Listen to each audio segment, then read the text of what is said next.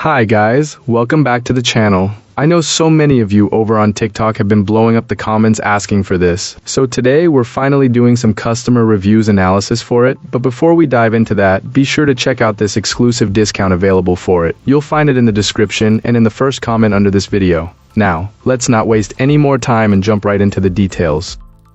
Alright, this portable power station has been a handy little machine with plenty of output power, and I've been living with it long enough to have a few real thoughts to share. I didn't scoop it up at full price, but on sale it feels like a solid value.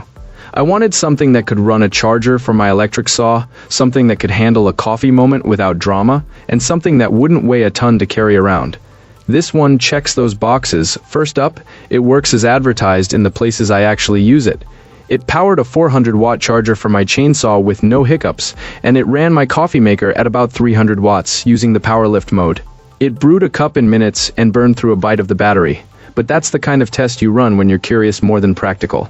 It's not a miracle coffee machine, but it does the job for quick caffeine fixes when you're off-grid.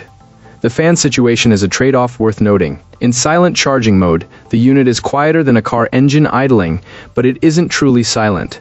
The fan noise comes in as a buzzing hum, especially when it's ramping up, and you can hear the controller work its way to speed.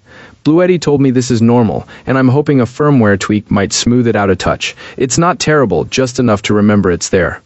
The readouts on the display are handy enough, and I found the readings to line up with my metering for the things I actually tested. A small incandescent bulb showed up close to its rated watts, with a little variance you'd expect from any real-world setup. The USB outputs track well too. A small USB meter shows almost exactly what the EB3A is delivering. There's a little parasitic load if you leave outputs on or if the app is connected, so don't be surprised if it sips a bit when you're not actively using it. The app itself is a mixed bag. Great idea, lots of potential, but the interface and some quirks could use polish. What I really like is the flexibility. You can top this unit up with cheaper LiFePO 4 batteries if you've got them lying around, which is a nice way to extend its life without breaking the bank. The device feels solid, with a nice balance of weight and portability, and its 600 watt sustained rating is plenty for a lot of common devices. The build quality is evident in the finish and the sturdy handle. On the downside, the maximum load is a real limiter if you're hoping to run something like a hair dryer or a big heater for a long stretch. And the display timing could stay on longer or stay responsive in the app without having to reopen it.